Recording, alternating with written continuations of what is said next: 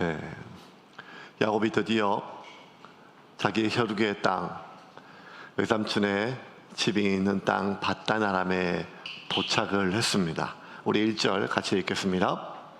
야곱이 길을 떠나 동방 사람의 땅에 이르러 얼마나 우여곡절이 많았습니까? 홀로 그 먼 길을, 광야를, 사막을, 그리고 밤길을 노숙하며 여기까지 왔어요. 이제 사람 구경을 처음 합니다. 그런데 여러분, 살다 보면 짐승보다 사람이 더 위험할 때가 있습니다. 살다 보면 그 차디찬 광야의 그 밤의 그 서늘한 기운보다 사람의 눈빛이 훨씬 더 시릴 때가 있습니다. 살다 보면 그 들짐승의 그 잔인한 그리고 무서운 그 어떠한 이빨보다 나를 물어뜯는 그 사람들의 말이 훨씬 더 내 살 깊이 그리고 마음에 박힐 때가 있습니다. 그러니 그렇게 먼 길을 홀로 여행하다가 어쩌면 사람을 만날 때, 모르는 사람을 만날 때, 낯선 사람을 만날 때 반갑기보다 사실은 두려움이 더 앞서지요. 그렇게 수십 일을 홀로 이 길을 떠났던 야곱에게 한 무리의 사람들이 보였고 그들과 이런저런 경계를 감추면서 이야기하면서 야곱이 그 밧단 아람 땅에서 가장 먼저 찾은 것은 바로 자신의 피부치였습니다. 자신의 혈육을 먼저 찾았습니다. 4절과 5절입니다. 같이 읽겠습니다. 야곱이 그들에게 이르되 내 형제여 어디서 왔느냐 그들이 이르되 하란에서 왔노라. 야곱이 그들에게 이르되 너희가 나홀의 손자 라반을 아느냐 그들이 이르되 아노라. ESFP 뭐 이런 거 들어보신 적 있으세요? INTJ 이런 거. 그거 아시면 좀 젊은 분입니다.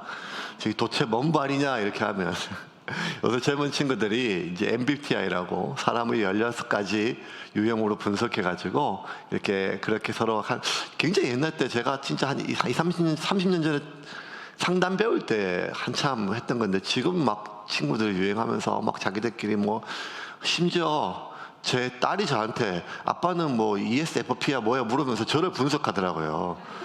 아빠는 그래서 그래 이렇게 얘기하면서 엄마는 이래서 이렇게 얘기하면서 그래서 이제 뭐 내향형, 외향형, 계획형, 아니면 즉흥적, 아니면 사고 중심, 아니면 관계 중심, 뭐 이렇게 뭐 사람을 나눠가지고 16가지 유형으로 나눠서 하는 건데, 이제 뭐, 저도 그거 배울 때 제일 마지막에 꼭 뭘 배우는가 하면, 우리가 수많은 사람을 이 유형에 다 집어넣을 수는 없다. 사람을 좀 이해하기 위한 도구지, 절대 사람을 이렇게 딱지를 붙이고 그렇게 판단하면 안 된다. 근데 그건 다 없어지고 전부 다 이제 그 딱지를 붙여가지고 당신은 이런 사람이야, 이런 사람이야. 심지어 부부싸움 할 때도 네가 이러니까 나한테 이러지 뭐 이렇게 얘기를 해요. 그래도 이 MBTI는 그래도 16가지 되거든요. 그런데요, 이거보다 더 기가 막힌 거는 혈액형으로 당신 B형이지. 아, 이거 소심한 거 보니까 A형이다. 아, 막 이렇게 겨우 4가지밖에 안 되는데 그걸로 막 그냥 혈액형을 막 하면서 막 성격을 얘기하고 막 이게 전 세계 사람이 지금 60억인데 60명 사람을 이 4가지 유형으로 어떻게 알 수가 있겠어요? 혈액형은 단지 수혈을 할 수 있느냐 없느냐. 저희 집 사람이 A형이고 제가 B형이거든요. 그리고 저희 애들은 다 AB형이에요. 그래서 아무리 큰 사고가 나도 저희 집안은 부모 자식 간에 피를 줄 수가 없어요. 여호와 증인이 아닌데도 그게 안 돼요. 이렇게 수혈하거나 이런 거 말고는 특별히 뭐 혈액형이 그렇게 중요한 게 아닌데 당신 B형이지 A형이지 AB형이지 O형이지 뭐 이렇게 4가지 유형으로 사람을 어떻게 알 수 있을까요? 그런데 그렇게라도 사람을 자꾸만 MBTI나 아니면 혈액형이나 뭔가 자꾸 카테고리에 자꾸 어떤 사람을 집어 넣으려고 해요. 왜 그럴까요? 이 사람이 자기가 모르는 낯선 사람을 어떻게든지 좀 이해하려고 하고 자기가 좀 안심하려고 하는 그런 성향이 있기 때문이에요. 얼마 전에 이제 뭐 이렇게 우영우라고 하는 어떤 TV 프로그램이 하나 있었는데, 그게 막 재미있게 이렇게 나오는, 근데 이제 뭐 저도 한 번씩 봤어요. 잘 봤는데, 아이들과 같이 봤는데, 되게 제가 인상 깊게 본 게 이제 그 자폐를 가지고 있는 주인공인 것보다 그 재판장들이 이제 변호사 이야기라 가지고 재판 장면이 나오는데, 그 재판에 나왔던 많은 신뢰들이 사실 실제로 있었던 일들을 모티브로 삼은 거거든요. 근데 그 중에 이제 어떤 재판관은요, 재판할 때마다 판사가 검사하고 변호사에게 성씨하고 본관을 물어봐요. 어느 무씨냐, 윤씨냐, 파평윤 씨다, 뭐 본관을 자꾸 물어봐요. 그래서 그게 너무 웃긴 거죠. 그러면서 이제 자기하고 본관이 비슷하면 굉장히 편의를 이렇게 봐줘요. 여러분, 이 대한민국에서 어쨌든 가장 공정해야 될 것이 최 마지막, 입법부나 행정부까지도 탄핵할 수 있고 할 수 있는 제일 마지막까지 법과 원칙으로. 그래서 대부분에 보면 이렇게 저울 하나 이렇게 그 동상이 서 있는데, 그게 서로 이렇게 좌우로 치우치지 않고 정확하게 하는 것이 그 최종 마지막 보루가 판사인데, 그 판사조차도 본관이 어디냐라고 이렇게 물어보고, 성씨가 어디냐라고 이렇게 물어보면, 우리 사회 전반에 보면 모르는 사람 만나면 꼭 어떻게든지 고향이 어디냐, 학교가 어디냐 막 할 거. 저도 심지어 여러분, 제가 탁구 치러 갔는데, 탁구장에 제가 고향이 이제 함창, 경상북도 상주시, 상주군 함창읍 하면 우리 세운교에서는 다 알죠. 거기 성지순례 가야 되니까요. 다 아는데 잘 모르니까 제가 하면 함창이란 말을 하지 않고 상주입니다. 상주 이렇게 얘기하거든요. 상주 그렇게 얘기하면 꼭 한마디 얘기해요. 상주에 내가 아는 사람이 있는데 그 사람 아냐고. 여러분, 상주가요 얼마나 넓은데요. 상주 군이요 얼마나. 그 말도 안 되는 얘기인데 그렇게 하는 이유는 뭔가 하면 확인하고 싶은 거죠. 내가 아는 사람하고 아느냐라고. 말도 안 되는, 진짜 이 정도는 사리 분별이 다 가능한 사회생활을 하는 사람인데도 학교가 어디냐, 심지어 안 되면 군대 어디 가냐, 고향이 어디냐, 그것도 안 되면 내가 자기 아는 사람의 아는 사람의 아는 사람의 아는 사람까지 다 가서 이렇게 서로 연결하려고 하면, 그렇게 파벌을 조성하기 위함이 아니라, 인간은요 사람이 무섭거든요. 어떤 사람이 무슨가 하면 내가 알지 못하는 사람이 무서워요. 어떤 던짐승보다, 어떤 자연재해보다 어쩌면 사람이 제일 무섭기 때문에 낯설고 내가 모르는 사람을 접해야 되고 대해야 되는데, 그에 대한 내 두려움, 경계심을 어떻게든지 좀 해소하려고 하는 그 인간의 몸부림이죠. 그래서 우리가 만나면 악수를 하는 거죠. 악수의 기원을 제가 몇 번 말씀했잖아요. 내 손에 당신을 해칠 무기가 없음을 확인시켜 주는 거거든요. 서양에 되는 악수. 입을 맞추는 것들은 내가 당신을 해칠 의도가 없다는 것을 확인시켜 주는 것입니다. 그러므로 여러분, 인사법과 예절은 서로를 존중하고 배려하는 예절이 아니라 이 자신의 안전을 지키기 위한 사람들의 몸부림이었었어요. 그러다 보니까 결국 우리가 제일 믿을 수 있는 존재가 누굴까요? 제일 안심할 수 있는 존재가 누굴까요? 피부치 아니겠어요? 피부치밖에 믿을 게 없어요. 그래서 내가 이 평생 읽어놓은 이 사업체, 이 기업을 결국에는 얼마나 똑똑한 사람한테 물려주는 게 아니라, 이 기업을 잘 경영할 수 있는 사람에게 물려주는 게 아니라, 넘기는 것이 아니라, 결국엔 믿을 수 있는 게 가족밖에 있겠습니까? 피부치밖에 있지 않겠습니까? 근데 그것도 그렇게 이제는 사회가 발달되고 의식 수준들 시민들이 높아서 이제는 주식 회사니까 지분 몇 프로 가지고 있다고 자식에게 물려주면 안 된다라고 하는 것이 이 사회에 공통되어 있는 의식인데, 심지어 여러분 교회조차도 어쩌면 교회가 좀 크고 또 사회 많고 뭐가 넉넉하면 믿을 수 있는 자식에게 넘겨주는 이러한 세태를 보면 인간의 안에 몸부림 안에는요, 결국 내가 믿을 수 있는 존재는 피부치밖에 없다, 뭐 이런 마음이 있는 것 같아요. 그럴 수 있겠죠. 그럴 수 있는데 여러분, 야곱에게 있어서 지금 이 세상에서 제일 믿을 수 있는 사람은 피부치가 아니라 야곱의 가장 가까운 피부치가 어쩌면 야곱에게는 가장 위험한 존재가 되었습니다. 한 아버지, 한 어머니 뱃속에 같이 나고 자랐어요. 그것도 10달 동안 뱃속에서 같이 자랐던 쌍둥이 형 에서가 자기를 죽이려고 지금 아버지 죽을 때만 기다리고 있습니다. 그 형 에서를 피해서 한 번도 가본 적도 없고 한 번도 만나본 적도 없는 사람에게 자신의 삶을 의탁하러 이까지 왔어요.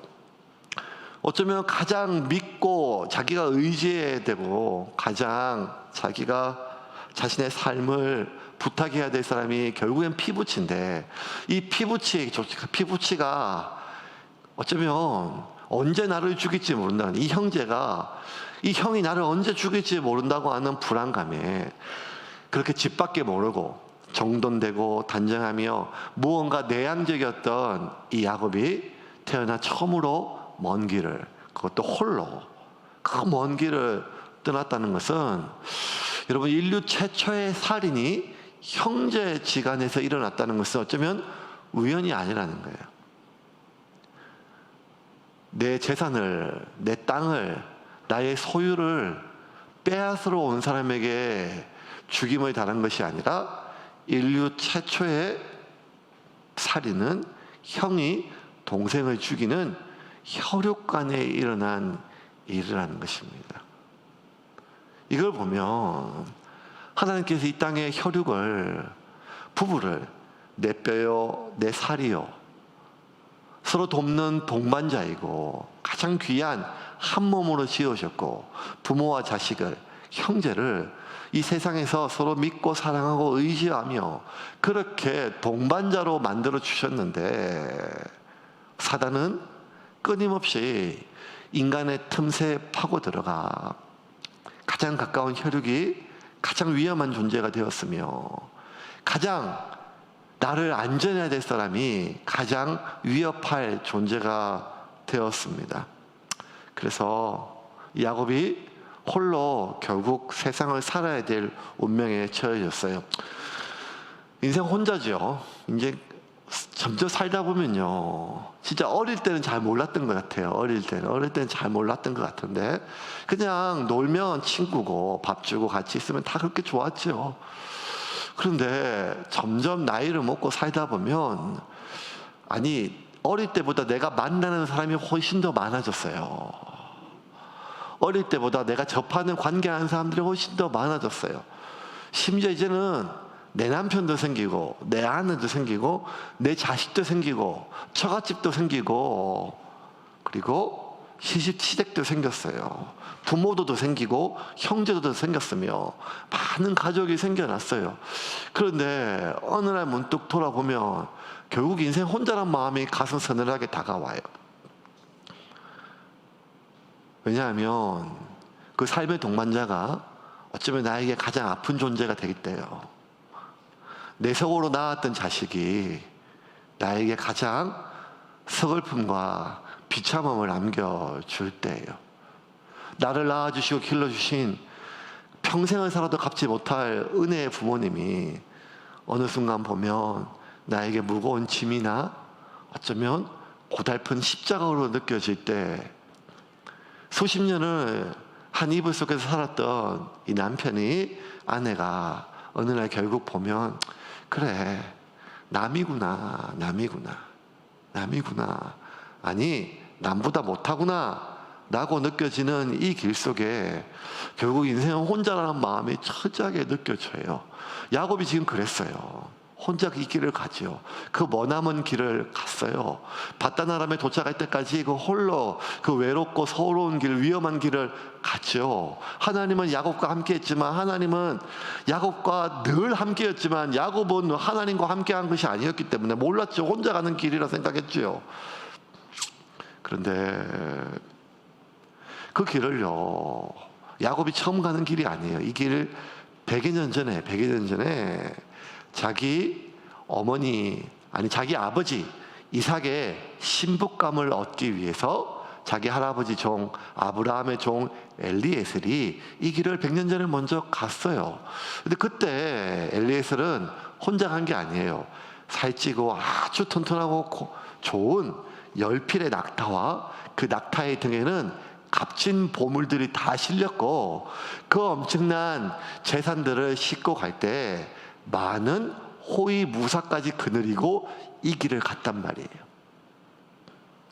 그런데 야곱은 이 길을 철저하게 혼자 왔어요. 그러니 여러분, 서러움이 막 복받쳐 와요.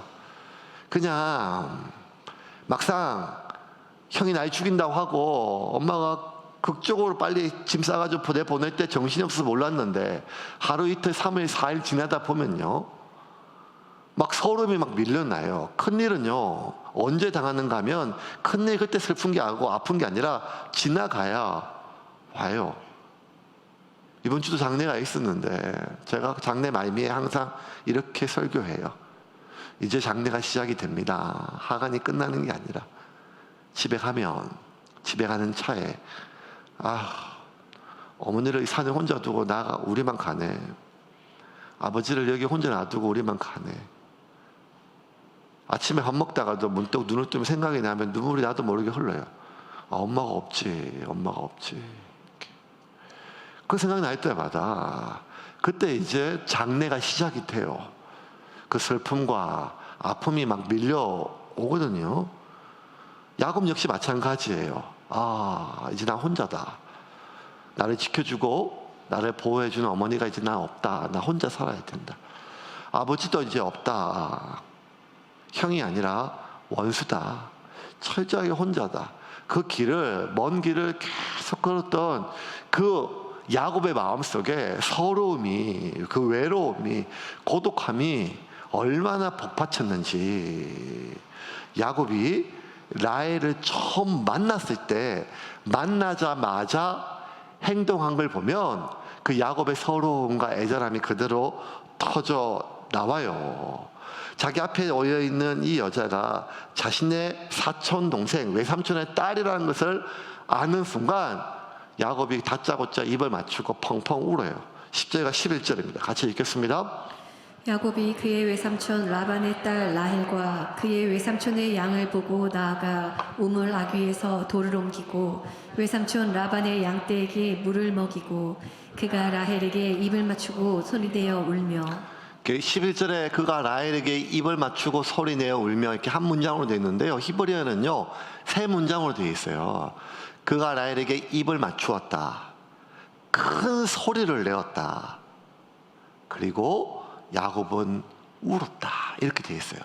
뭐 말인가 하면 대성통곡을 하고 입을 맞추자마자 대성통곡을 하고 끌어안고 안아주면서 펑펑펑 울었어요. 그러니까 그 안에 얼마나 그 서러움, 내가 혼자였다고 생각했는데. 근데 여러분, 이 장면을 잘 봐야 돼요. 지금 야곱하고 라헬은 생전 처음 봐요. 그리고 라헬은 이 사람이 누군지 몰라요. 모르는 외간 남자가 덥석 나를 안고 입을 맞춰요. 그래서 입 맞춤 당한 거예요. 그런데 막 펑펑 울어요. 막 그냥 따귀를 때리려 하는데 갑자기 막 울고 하니까 뭐 이렇게 하고 하는데 막 하면서 대성통곡을 막 하는 거예요. 그 야곱이 똑똑하고 이 계산 사기꾼 대마왕 백단이잖아요. 머리가 얼마나 좋아요.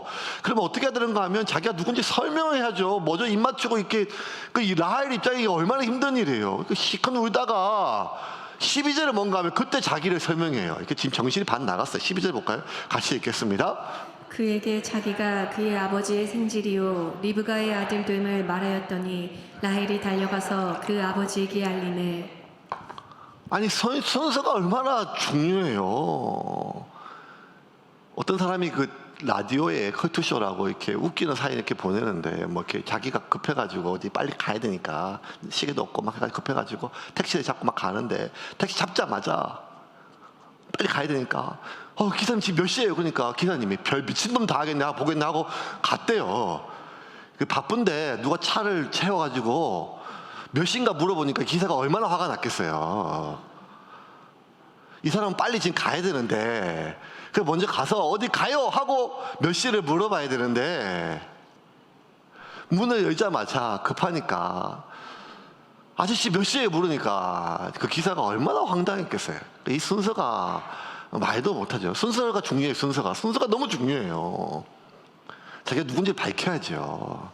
그렇지 않으면 이 라헬이요, 이게 얼마나 황당한 거예요. 진짜 아무리 뭐 사촌 남 아니에요. 지금 태어나 처음 봤는데, 태어나서 처음 보면요 형제도 형제가 아니에요. 제가 이거 겪어서 알아요. 저희 큰 놈이 저보다 20살 많잖아요. 대학교 때 제가 태어나가지고 대학 졸업하자마자 시집 갔어요. 한 집에 한 번도 안 살아봤어요. 제 진짜 어릴 때 기억에 6살인가 5살인가 진짜 지금도 기억나요. 집에 어머님이 웬 아줌마를 데려왔는데 누나라고 부르래요. 친누나예요. 친누나. 8남매 첫째가 제가 막내니까요. 태어나서 처음 봤는데 누나라고 부르는데 딱 봐도 아줌마거든요. 아니 아무리 봐도 이모인데 누나라 부르라고 하니까 누나라 불렀지만요, 그거 진짜 서먹서먹해. 어린 나이에도 서먹서먹해요. 둘째 누님이랑 같이 자랐어요. 근데 지금도 큰 누님 보면 저를 손주 대하듯이 하거든요. 자기 딸하고 나이가 비슷하니까. 벌써 50년을 같이 지내도. 그런데 아니 태어나서 처음 왔는데, 여러분 더 기가 막히게 뭔가 하면 이때 야곱의 나이가 77살이었어요. 성경을 잘 계산해 보면. 그러니까 기왕이면 입을 맞추면, 좀 젊은 남자가 와서 입을 맞추면 좋은데 77살의 남자가 와가지고 다짜고짜 입을 맞추고 텅텅 오니까 이 라헬이 뭐 감당이 안 되는 거죠. 근데 이거를요, 야곱이 사리 분별이 안 되는 사람이 아닌데 왜 이렇게 했는가 하면 너무너무 자기가 서러웠던 거예요. 무서웠던 거예요. 외로웠던 거예요. 아는 사람 하나 없고 더욱이 믿을 사람 하나 찾아볼 수 없는 이곳에 라헬은 여전히 처음 보는 거예요. 라헬한테 야곱도 처음 보는 사람이지만 야곱한테도 라헬은 처음 보는 사람이에요.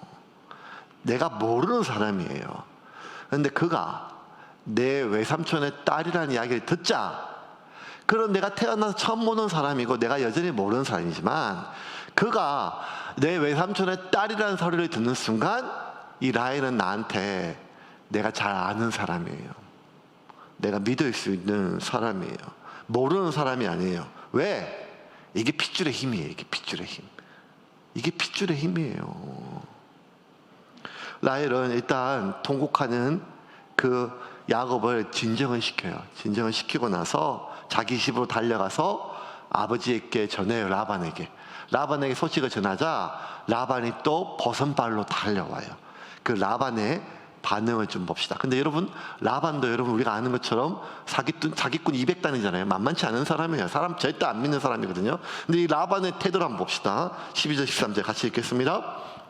그에게 자기가 그의 아버지의 생질이요 리브가의 아들됨을 말하였더니 라헬이 달려가서 그 아버지에게 알림해 라반이 그의 생질 야곱의 소식을 듣고 달려와서 그를 영접하여 안고 입맞추며 자기 집으로 인도하여 드리니 야곱이 자기의 모든 일을 라반에게 말한. 자, 라반이 꽤 부자예요. 부자한테 뭐 뜯어먹으러 달려드는 놈들이 얼마나 많았겠어요. 다 물리쳤던 라반이거든요. 자기 생질 조카 야곱한테도 사기를 치는 인간이니까 그거 얼마나 했겠어요. 근데 라반이요, 그 소식만 듣고 말만 듣고 달려가서 뭐한가 하면 그를 영접했어요. 그리고 안고 입을 맞추며 신경은 자기 집으로 들여요. 바로 그냥 누군지는 모르는데 나이가 많거든요. 낯선 사람이에요. 그리고 이 말이 다 사실인지 아닌지도 몰라요. 근데 라반이 이렇게 행동을 하는 이유가 뭘까요? 저는 이게 진짜 신기했어요. 계속 성경을 공부하면 라반이 이런 성격이 절대 아니고 용이 주도한 사람이에요. 계산이 말도 못해요. 다음 주에 살펴볼 거 보면 이 야곱이 장가드는 과정 속에서 라반이 어떻게 하면 이 공짜로 야곱을 부려먹는 거, 이 모든 과정들 보면요, 라반은요 진짜 사기꾼 대마왕이에요. 세상에서 사기꾼들이 제일 사기치기 어려운 사람이 사기꾼이거든요. 같은 사기꾼들은 사기치기 어려워요. 왜냐하면 자기가 사기꾼이니까 절대 상대방 말을 믿을 수가 없어요. 믿을 수가 없어요. 그러니까 이 라반이 왜 이렇게 행동했을까요? 하나밖에 없죠. 야곱이 자기 혈육이라서, 혈육이라서 피부치라서요. 이 라반한테는요, 자기 여동생 리브가에 대한 미안함이 있어요. 100년 전에, 97년 전에 리브가가 시집 갔거든요. 보냈어요. 근데 그때 자기가 아는 사람한테 보낸 게 아니라 생판 모르는 엘리에셀이 왔을 때 그 이야기만 듣고, 아, 하나님께서 다 순적하게 인도하셨구나. 엘리에셀은 그 모든 여정에 하나님 순적하게 해주십시오. 내가 생판 모르는 땅에서 정말 좋은 가문 처자 만나기가 하늘의 별따기고, 그렇더라도 내가 그 가문의 여식을 생판 모르는 나한테 줄 리가 없는데 이거 하나님 인도하셔야 됩니다. 순적하게 해주세요 해서 모든 여정들을 순적하게 했기 때문에 하나님의 은혜였어요. 엘리에스는 그 하나님 섭리인지 알았어요. 근데 라반은 그렇게 믿음의 사람이 아니잖아요. 그랬던 라반이 자기 여동생, 물론 아버지가 있었지만 우리가 알다시피 아버지의 나이가 많으면 큰아들이 다 모든 것 대소사 결정하잖아요. 라반이 그렇게 선뜻 자기 신랑 얼굴도 보지 못한 상태에서 여동생을 그 이역만리로 그냥 내보낸 것은 굉장히 하나의 큰 이유가 하나 있었어요. 그게 뭐였는가 하면 엘리에셀이 몰고 온 낙타였어요. 이 비싼 낙타는 굉장히 지금 우리의 가치를 봤을 때 엄청나게 비싼 자동차로 보시면 돼요. 몇 억씩 하는. 그 10대나 가져왔고, 그 낙타보다 더 비싼 것은 그 등에 값진 보물들이 다 실렸어요. 그거 신부지참금이 사러 온 거예요. 여동생 주면 그거 다 자기 거예요. 자기가 평생 그렇게 애써가지고 양쳐봐야 그거 안 돼요. 그거 보고 보냈어요. 그리고 그 많은 낙타와 그 재산들, 보석들은 라반 자식들이 되었어요. 그리고 100년 동안, 97년이니까 100년 동안 소식을 못 들었죠. 그러니 애절함이 있어요. 미안함이 있어요. 그리움이 있어요. 미안한 거죠. 내가 뭘 해주지는 못할 망정 자꾸 죄책감이 들어요. 아무리 자기가 돈밖에 모르는 그런 사람이지만, 아, 내가 잘 살고 있나? 살아는 있나? 고생은 안 하나? 아, 내가 그렇게 급하게 보내는 게 아니고 알아보고 보낼걸. 뭐 이런 많은 마음들이 들거든요. 그런데 그 애절함 속에서 그 리브가 여동생의 아들이라는 사람이 왔을 때 왈칵 눈물이 쏟아지는 거죠. 그리고 목을 껴안고 꺼이꺼이 우네요. 왜? 야곱 얼굴에 여동생이 있어요. 리브가가 보이는 거예요. 리브가가 시집갈 때 어쩌면 지금의 야곱보다 나이가 더 젊었을 때예요. 그러니 이 야곱의 얼굴에 자기 여동생의 얼굴이 다 있는 거예요. 그러니 그를 안고 막 울고, 그래서 껴안는 거예요. 그 순간 야곱은 내가 경계해야 될 사람, 조심해야 될 사람, 낯선 사람, 모르는 사람이 아니라 내 혈육인 거예요. 14절 같이 읽겠습니다.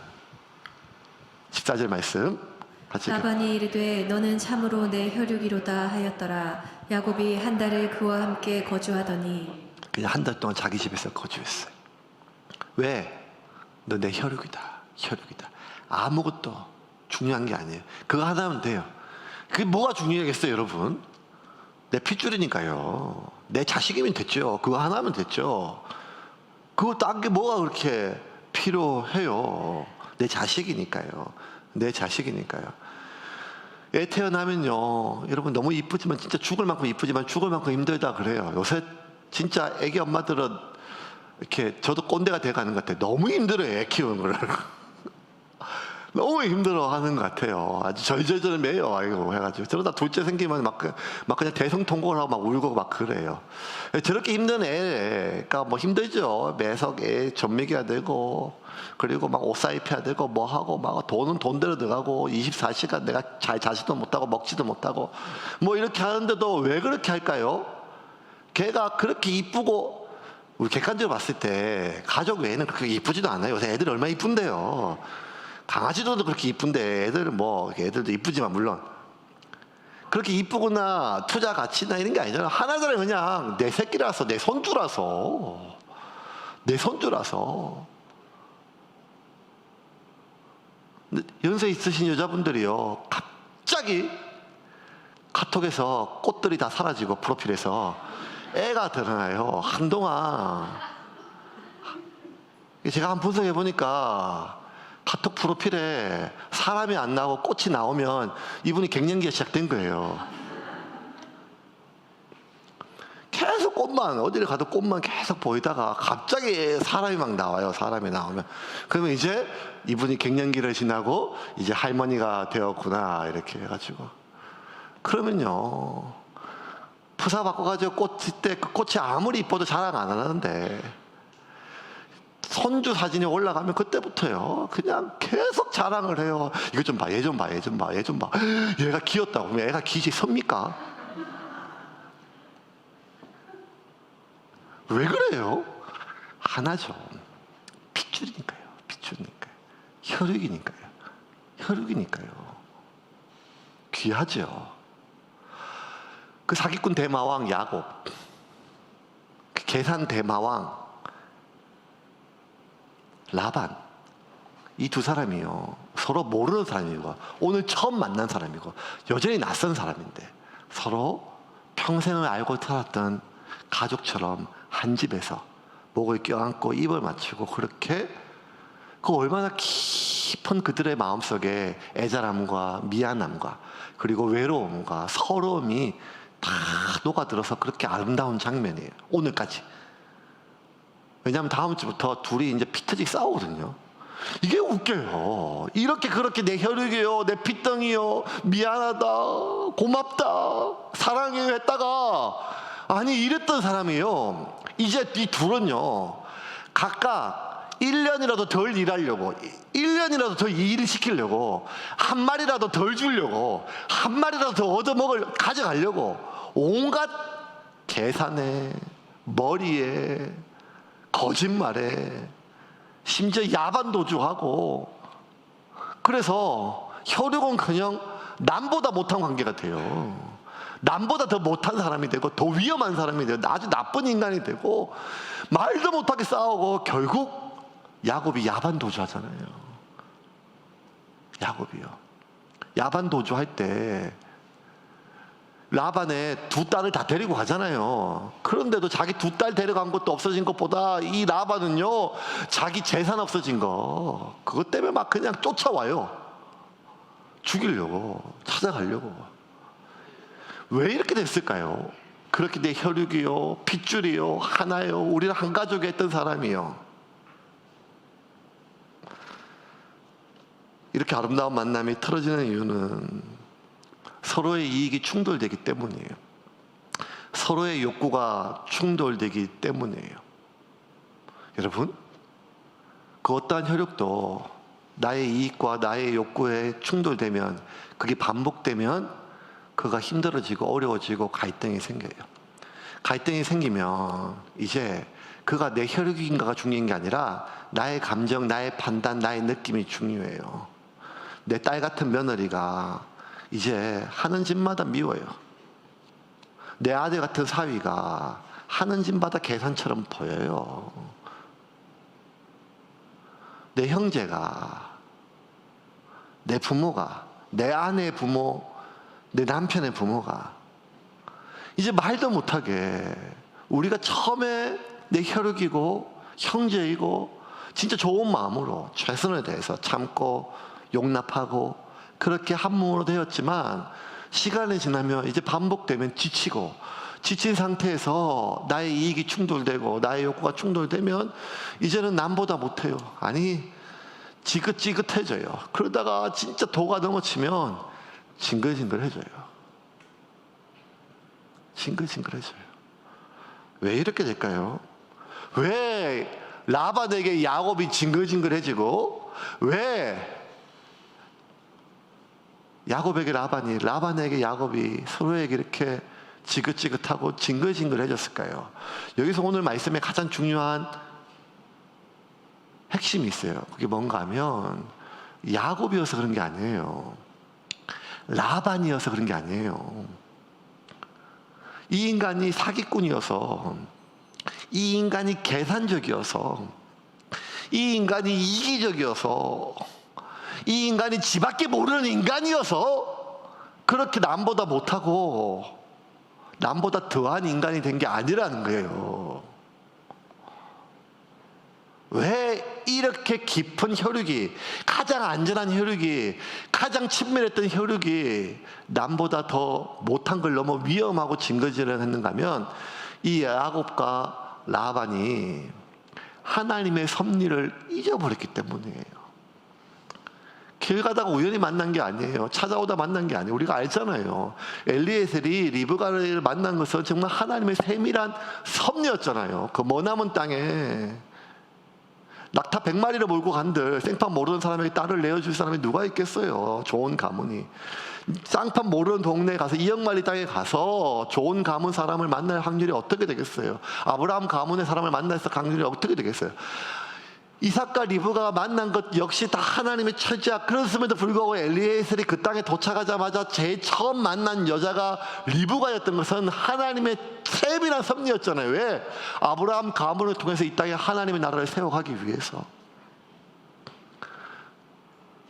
여러분, 지금 야곱의 신부감은요, 야곱한테도 중요하지만 하나님께 더 중요해요. 왜냐하면 이제 야곱이 맞이하는 그 아내를 통해서 하나님이 세우고자 하는 하나님의 나라 이스라엘에 12기둥, 12지파가 태어난단 말이에요. 가장 중요한 순간이에요. 그러면 하나님은 창세전부터 철저한 계획을 따라서 이 하나님의 나라를 세워가는, 아담도 실패했고 노아도 실패했고 아브라함을 통해서 이 땅에 하나님의 나라를 세워가는 이 놀라운 일, 그것을 어그러지게 않기 위해서 아브라함의 씨뿐만 아니라 그 신부감도 좋은 가나안의 혈통, 그 난잡한 혈통, 제약의 혈통이 아니라 거룩하고 순결한 그 아브라함의 혈통에서 얻기 위해서 철저하게 세밀한 계획 속에서 지금 야곱을 인도하고 계시거든요. 그러면 지금 라반과 야곱이 만난 것은 우연히 어차피 재수가 좋아서 안전하게 만난 것이 아니라 짐승한테 묻어 뜯기지 않고 강도한테, 도적대한테 죽임당하지 않고 온 것은 정말 하늘이 도웠다 이게 아니라 하나님의 세밀한 심 가운데 이 둘이 만나고 서로 조카지만 사위와 장인이 되었거든요. 왜? 하나님의 나라를 세워가기 위한 하나님의 섭리예요. 라반은 이거 모를 수 있어요. 아니, 엘리에셀을 통해서 들었다 할지라도 까먹을 수 있어요. 근데 야곱은요, 이거 다 들었어요. 기가 따갑게 해서. 요 직전에 베델에서 하나님 만나고 하나님 이야기 다시 들었어요. 내가 너를 통하여 큰 민족을 이루겠다. 그런데 야곱이 그 하나님의 섭리를 이 만남 속에, 하나님이 만나게 하셨던, 이 하나님이 만들어졌던 이 관계 속에 하나님의 계획과 하나님의 섭리를 자꾸 잊었어요. 그 섭리를 잊게 되면 뭐가 남는가 하면, 그 섭리를 잊으면 뭐가 남는가 하면 나의 이익만 남아요. 나한테 잘못하면 나쁜 놈이에요. 나한테 잘하면 좋은 사람이에요. 나한테 인사하면 착한 놈이고 나보고 인사 안 하면 나쁜 놈이에요. 모든 기준이 나한테만 잘하면 돼요. 나한테만. 딴 놈한테 하든지 뭐든지. 그게 아니거든요. 오직 나의 느낌, 나의 생각, 나의 감정이라는 거예요. 좀 서운하더라도 하나님이 이렇게 만나게 하신 이유가 있겠다. 하나님의 뜻을 실현하기 위해서 내가 좀 서운하고 내가 답답하고 내가 화가 나더라도 나의 느낌, 나의 감정, 나의 생각, 이거 좀 묶어놔야 돼요. 왜? 하나님의 섭리를 우리가 찾아갈 때까지. 하나님이 짝지어진 것을 사람이 나누지 못할지라. 너희가 서로 연애하고 너희가 서로 계산해서 결혼할지라도 머리털 하나 다 세어보시고 공중에 있는 새도 하나님의 세밀한 계획이 있다면 이 결혼은 하나님의 섭리란 말이에요. 이 형제가, 우리가 서로 여러 가지 부모님 돌아가시고 서먹서먹하고 갈등이 생겨서 남보다 못했지만 우리가 한 몸 태어난 것은 하나님의 섭리가 있단 말이에요. 하나님의 그 놀라운 섭리가 있는데, 그 계획이 있는데, 그 섭리를 우리가 잊어버리면 오직 내가 받은 상처만 남아요. 내가 입은 손해만 남는단 말이에요. 그러면 그때부터 어떻게 되는가 하면 속고 속이며 거짓말하고 나를 지켜야 되고 공격해야 되고 내가 옳기 위해서 나쁜 인간이 돼야 돼요. 잘못한 인간이 돼야 돼요. 그는 가해자는 피해자가 돼야 된단 말이에요. 그러면 가장 가까운 혈육이 내 인생에 가장 상처 주는 사람, 위험한 관계가 되면 이제 인생이 말도 없이 꼬이게 되는 거예요. 복잡해지는 거예요. 어려워지는 거예요, 여러분. 하나님의 섭리를 망각하면 그 모든 관계는 파국으로 치닫습니다. 이제 좀 말씀을 좀 정리하겠습니다. 여러분, 야곱이 라반을 만난 것은 하나님의 섭리예요. 라헬을 만난 것은 하나님의 섭리였어요. 왜? 야곱을 통하여 하나님이 이루어 가실 하나님의 나라를 라헬과 함께 12지파 그리고 레아와의 자식과 함께 12지파를 낳아서 이스라엘의 12기둥을 세우는 그 놀라운 섭리가 있는 거예요. 그거를 어릴 때부터 들었어요. 근데 살다 보면요 자꾸 까먹어요. 왜냐하면 저 인간이 자꾸 거짓말을 하거든요. 진짜 만나기 전에 좋은 마음을 항상 만나요. 근데 돌아올 때 항상 마음속에 다시는 보지 말자 이런 마음이 들어요. 왜냐하면 그의 의도가 너무 유치하고 치사하거든요. 하나님의 섭리가 있단 말이에요. 우리가 그리스도 안에 한 형제임을 믿으시기를 바랍니다. 오늘 우리가 세례식이 있는데 하나님이 우리를 구원해 주시면 돼요. 구원. 그죠? 죄의 문제를 예수의 피로 씻고 지옥 갈 영혼을 우리를 구원해 주시면 된단 말이에요. 그러면 다 돼요. 근데 하나님이 우리를 구원해 주실 뿐만 아니라 자녀 삼아 주셨다. 자녀. 우리가 하나님을 부르지만 하나님을 아버지라 부르잖아요. 이 말은 우리가 하나님의 자녀가 되는 순간 하나님과 나와의 혈육의 관계가 된다는 뿐만 아니라 하나님과 내가 아버지와 자녀의 혈육이 된다면 동일한 피, 예수 그리스도의 피를 나눈 우리 그리스도인들은 한 형제가 된다는 것입니다. 대한민국에만 6만 개의 교회가 있고 이 부산에만 얼마나 많은 교회가 있습니다. 그런데 하나님께서 우리를 이 세움 공동체 하나로 모아주신 것은 여러분 이제 교회가 개척하고 7년이 지났다면 이제 목사 때문이란 말은 지나가야 돼요. 목사님 보고 목사님 때문에 이 말이 저한테는 듣기 좋은 말이고 힘이 되는 말이지만 이 말만큼만 저에게 상처되는 말도 없어요. 단 한 번도 그 어떤 성도도 저보고 이 목사는 이상해요 라고 한 사람이 없어요. 이 교회가 이상하다 그러죠. 이 말은 목사 때문에 있지만 이 교회 인간들 때문에 못 있겠다는 말이죠. 그럴 수 있죠. 이 교회가 이상하고 이 사람들이 이상한 것이 아니라 사람이 그래요. 한 핏줄이 그러고 좋아서 결혼했던 부부가 그러며 내 속으로 낳았던 자식이 그렇고 한 배에 나고 자랐던 형제가 그렇단 말이에요. 그게 인간이란 말이에요. 왜? 사탄이 계속 어그러지게 만들어요. 형이 동생을 죽이게 만들고, 부모가 자식을 원망하게 만들며, 자식이 부모를 짐으로 여기고, 부모가 자식을 십자가로 여기게 만들어요. 끊임없이 속이고 빼앗고 그의 생명과 영혼을 강탈하게 만드는 사탄의 공격은 지금도 우리의 혈육 안에, 우리의 관계 안에 이어진다는 말이에요. 그럴 때 우리가 끝까지 기억해야 될 것은, 우리가 그렇다고 하나님 버리지 않잖아요. 하나님 내 아버지니까요.